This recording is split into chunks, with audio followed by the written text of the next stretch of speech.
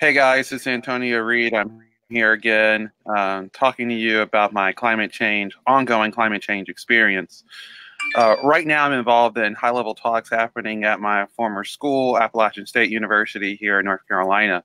We are engaged in our second round of climate talks. Our first round was November the 9th. We had a general session meeting responding to the Intergovernmental Panel on Climate Change 2018 assessment on 1.5 degrees Celsius and its urgent call to action. The school is broke up in three main working groups. I'm part of the working group that will be actually designing a proposal to administrators and to faculty at our school. I wanted to do this because I wanted to kind of give you some insight of some of the struggles that I'm facing, some of the issues that we see coming up, how they're not too dissimilar from what's happening on the international scene, and what you too might face locally, regionally, at your places of resistance or places of pressure. But at my school, one of the issues that are coming up is how exactly do we communicate what's happening? The issue that I put forth is, should we actually go ahead and declare a state of emergency? And then what does that mean to declare a state of an emergency for us? It hasn't really been accepted. I think everyone is aware that it's serious, that climate change threatens our way of life, our ability to sustain ourselves, but it's not entirely clear how urgent it is. And likewise, we're getting a lot of pressure, for example, to not open up our endowment and see if our school is investing in any type of fossil fuel research projects or development. We're being asked not to demand anything of the faculty senate. We're being asked not to demand anything of the administrators. And we're being asked not to be too radical on how we might transform our school as a model for our society in North Carolina. The people who are making these arguments, of course, are the institutionalists. They're the professors, they're the faculty, they are the administrators, they are the chairs of the departments, they are directors of the offices. The people who are, of course, pushing back and trying to interject some radicalism are overwhelmingly people who are younger. Overwhelmingly, it's the people who are students, although there are some faculty members who are taking what might appear to be something like a more radical position. So I wanted to break down exactly what exactly we're looking at, what we have to do. I've been actually ostracized in the group as being too radical, demanding too much and going too far. But I wanted to kind of justify why I think I might have to go in that direction, and why I think ultimately the school and the community will have to go in that direction as well. But before I do that, there's a couple of topics that I just wanted to bring to your attention, so you guys can kind of understand that some of these ideas that float around the doomosphere are not as abstract as you might think. They're actually being talked about at discussions like this, and we had over 250 people involved in our talks. So it's not mainstream yet, but it's increasingly getting there. And like I said, we do have administrators at the negotiating tables, professors, students, and students from different organizations, and also outside community members as well. So one of the issues that came up is the issue about the endowment. Every school has a set endowment worth hundreds of millions of dollars. Those endowments are governed by a board of trustees. What we're asking for at Appalachian State is for transparency in the endowment. We're not sure. I mean, we suspect, of course, that our school is engaged in or using that money to either be invested in fossil fuel development, its stocks, or its research, or something along in that industry. What we're requesting, I think, is very reasonable. That if we are doing that, we immediately cease those activities pursuant to the IPCC report. But also, I think more importantly, is that we want to divest from any type of company that is invested in fossil fuels. So for example, at Appalachian State University, one of our top financial associates is the criminal banking cartel Wells Fargo, and I'm actually going to go as far as to say they are a criminal banking cartel, because anytime that you steal hundreds of thousands, millions of people's credit cards, bank accounts, and charge those credit cards and bank accounts without them knowing, that's criminal behavior. And of course, their stock options went up, and obviously Appalachian benefited from that as well. So this is a moment, I think, at least for the students, that we can ask for the type of radical changes that we need. Are we going to get them? I don't think so, and I don't think we're going to get them without a fight. I think it's been abundantly clear that some people think their jobs, their reputations, the panels and offices they chair and sit at are more important than even acknowledging the climate crisis itself. So that's one of the issues that we had. Following that is, well, if we do decide to be more radical about our position, demanding things and also demanding things that are uncomfortable for people, will we be heard? Will we be listened to? My issue is that we'll make them hear us. It's not about letting them passively hear us and accept our language. We're in a moment of crisis.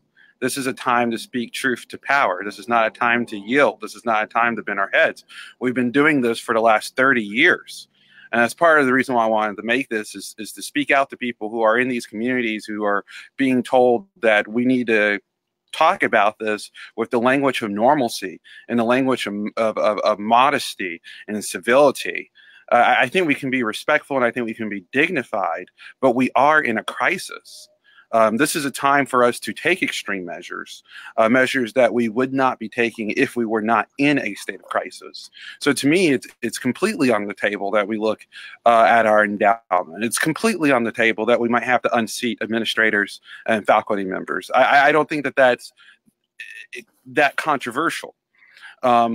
I hope it doesn't get there. I hope that we're looking for people who are going to be cooperative and understand the level of the challenge that we face. But just like with the civil rights movement, there are administrators, professors, and officers of the state who stood in the way of progress on that. And we saw what ultimately that led to on many of our university campuses. And I think we're going to be in for a similar fight here. So at this point, what I wanted to do is look at a couple of graphs to demonstrate our CO2 emissions and what the group is hoping to do over the next 15 to 20 years. So the graph is also located in the links. This graph was illustrated, or it's composed from what's called the Toward Climate Neutrality from the Appalachian Climate Action Plan. What I've done is I've synthesized the numbers into a type of trend analysis so we can kind of see how difficult our goal is. The red line is the business as usual line where our emissions increase by 1% per year. And these are our steam backup generators. They produce heat for our campus.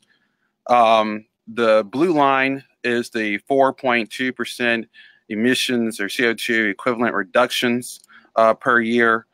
The pink line is 6% reductions.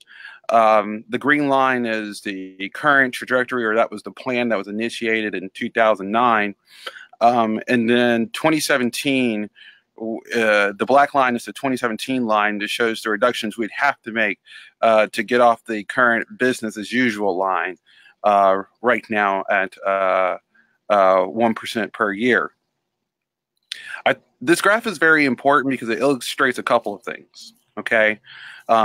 If you listen to people like William Nordhaus there at Yale, the economist, we really want to avoid, in order to have any type of economic disruptions, emissions reductions below 2.3%. Well, notice that all of our emission scenarios go beyond that so-called safe economic limit. That won't cause disruption. Even the policy scenario put forth by the conservatives or the offices there at Appalachian State, the green line, shows that we have to reduce emissions from 2009 to 2015 by 4.2% per year. And from 2016 on to 2050, we would have to reduce emissions by 2.65% per year. Well, the new working groups at the climate talks are pushing a proposal to get carbon neutrality or net zero emissions by 2025, trying to stave off or stay under 1.5 degrees Celsius. Well, if you look at that, what that means is in 2009, we would have to reduce our emissions every year by a total of 6%. That's incredibly disruptive to our activities. And that's if we started in 2009 and we didn't. Imagine we're on the business as usual scenario, the black line. So right now our CO2 emissions would be about just shy of 24,000 metric tons of CO2. We would have to reduce our emissions by 15% or more per year in order to get in line with our 2025 zeroing out. That's ambitious. And what that means is that we're going to have to radically transform how we get our energy, how we get our food, how our students commute, and how they live. And we're going to have to do this within an 8-year time span.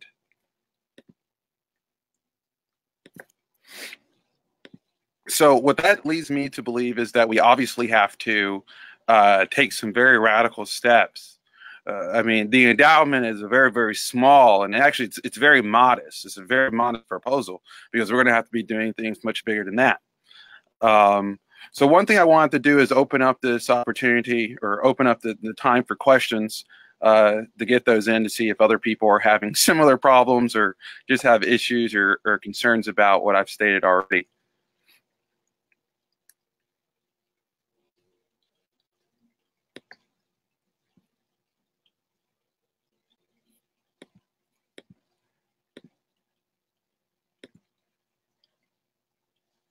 Can you see them? Okay, there we go. All right, I'm opening up the forum to questions.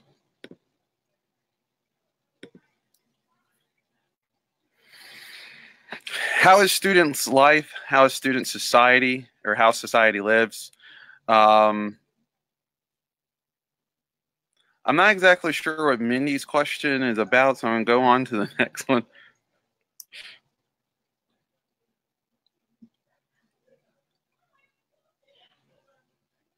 Okay, so Vendel says young people should refuse school until some grown-ups show the first signs of taking their future seriously. Actually, this was one of the talking points that came up at the talks, is that we should shut down the school for a week if our demands aren't met, or if we get a fight or hesitation from the university. I think that's actually, we are going to have to do things like that. Massive disobedience is not off of the table. It has to be one of our tools that we use to leverage to get what we want. We are going to have to cause disruptive change. And that's the point of me showing you those graphs, that we most certainly will have to be disruptive. And I know there's a lot of people who don't want to be antagonistic, but it's not about being antagonistic. It's about surviving. And if we want to survive, if we want to overcome the system, we will have to be a bit disruptive in some measure. Okay, let's see if we have another question. There was one on the bottom. Tony, what do you think about the Extinction Rebellion in England and Wales? I think they're going in the right direction. I was actually watching some of their videos earlier, trying to explain exactly what's happening. Part of the problem that I see at my school is that we're trying to be in line with the IPCC reports. And if you listen to some of the stuff that's coming out about Extinction Rebellion, you realize that we should look at IPCC very skeptically, and that's not really happening. It's kind of, we've accepted at my school what the IPCC is saying has to be the premier and latest and best science, but I don't think it is. And so in part, we're going to be conservative multifacetedly. Our baseline, the information we're looking and we're responding to, is very conservative information. And then our actions are conservative in its response through the institutionalization and processes that we face at our school.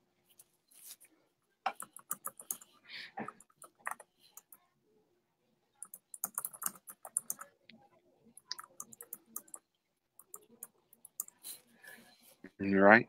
Is there any more questions? I'd be more than happy to take as many questions as I can at this time. Mindy's, my point earlier was that students can change some things. But if we all, old ladies like me too, show up to the state houses nationwide, couldn't that do something?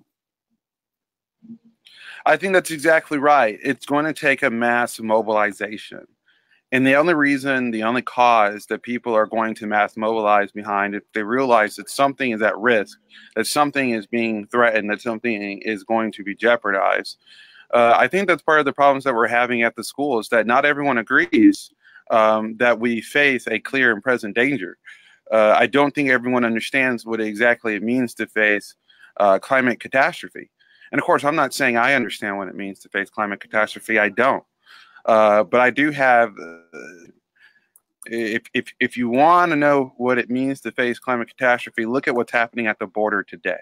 Look at the wildfires in California that just seem endless. Look at the hurricane season Japan and China and Taiwan just racked up this year. We're clearly in a mode of crisis, and people don't understand that once the civilization system that's supporting us break down, all hell breaks loose. And so part of these climate talks, or at least the direction I'm trying to steer them in, is yes, let's begin talking about our CO2 reductions. But ultimately, I would like our city to become, or excuse me, our school to become something like a sanctuary city in the wilderness of what will be climate chaos and destruction. And I want us to be a beacon of hope and what will become increasingly a dark and challenging time. And so I want it to be a community that fosters that type of change, that type of resilience. The reductions of CO2 emissions is at the very, very beginning. And of course, we're facing fierce resistance.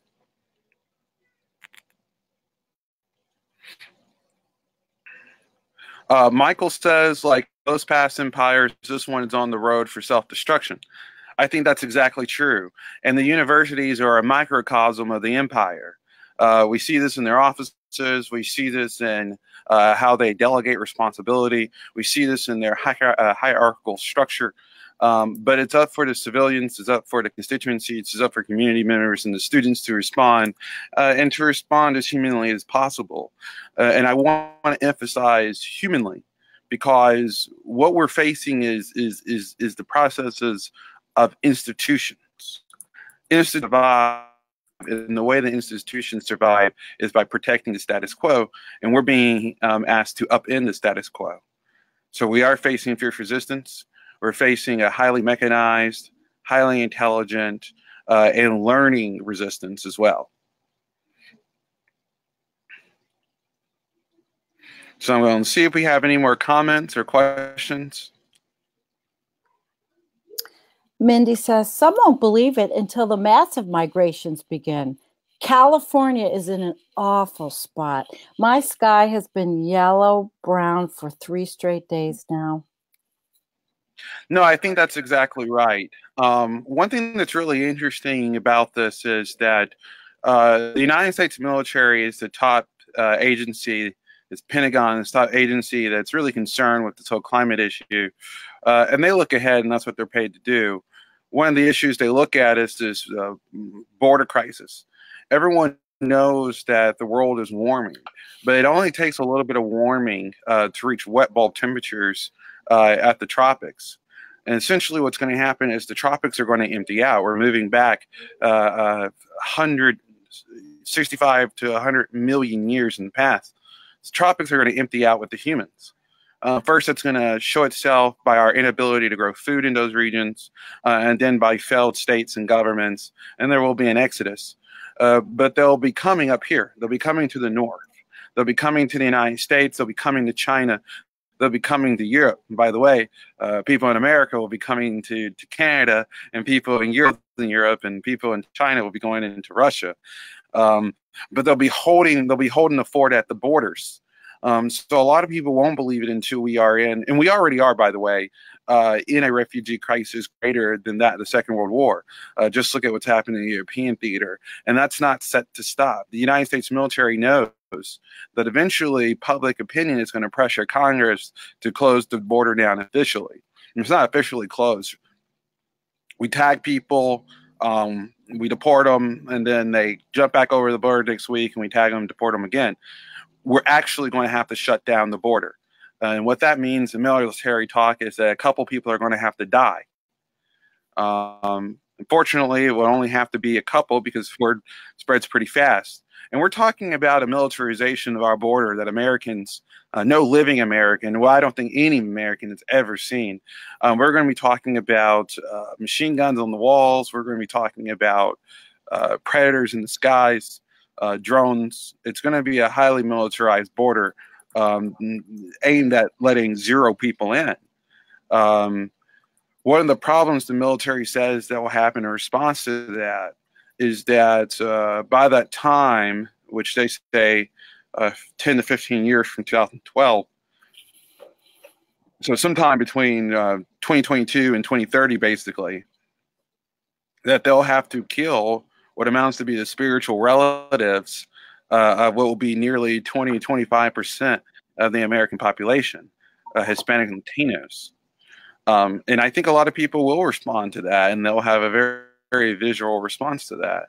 And that's why I want my school to step up and be one of those communities where people can find some type of solace, some type of sanctuary in what will be an ensuing madness.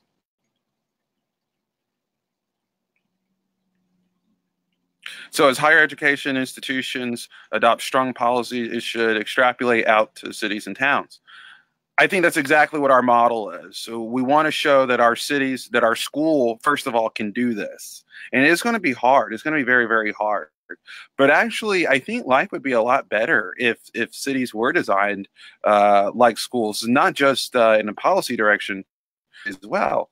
When you're at schools, you don't have to drive to each of the buildings. You can walk around. You have food there, so people eat a centralized place. You have healthcare, you have education, you have water, utilities, internet. So yeah, I would actually like to see cities model around our universities. But right now, our universities are unfortunately modeled a bit after our cities. And so we have to step away from that because our cities are incredibly unsustainable. But communities colleges are such tight-knit communities that they allow a certain type of change to happen, to be mobilized easier than in cities, which seem to be very, very big and very, very spread out. Universities are more condensed and closer, so we can pave the way here, pave the way of the road here, and then expand out to our cities and get them to go in the same direction. And in fact, that's exactly what we're doing. Appalachian, we are reaching out to the Boone Town Council on a lot of these issues to work together on how to change our infinite growth patterns. We've seen the destruction in that. And that's what I'm saying. It's not just a climate issue. It's not just about emissions. One of the effects that we've seen using this liberal capitalism is that as the student numbers increase in Boone, so too does the cost of living. But the job quality doesn't get any better. And so what we got is something like 15% poverty level, which is twice that of the national average, or excuse me, 30% poverty level, which is twice that, 15% the national average. And we have a growing homeless population as well. So we're trying to address this multifacetedly, and we do believe that we have the mandate to do so, given the IPCC report, and even what our own departments at our university is telling us after the Appalachian State to be a more sustainable university.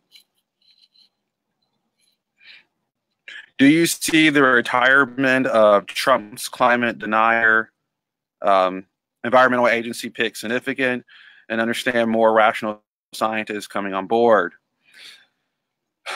You're talking about, I don't think that matters at all, actually. I don't think it matters at all.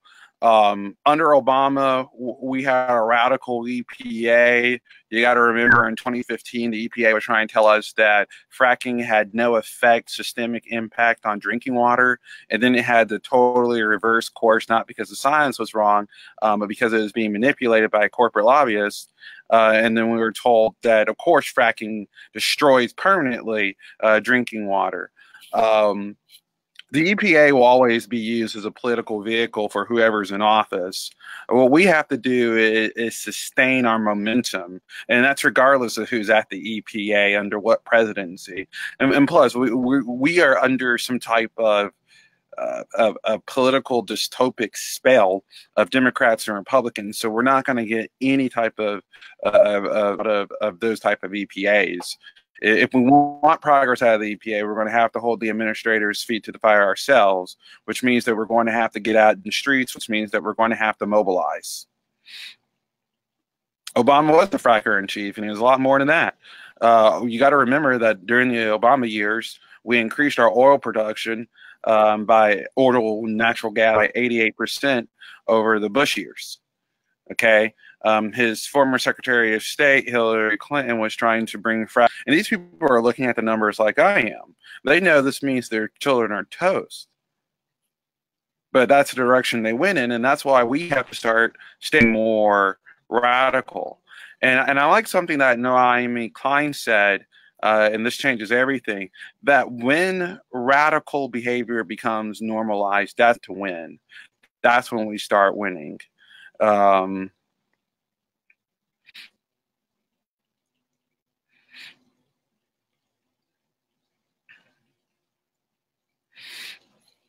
So Michael says that homelessness is an epidemic.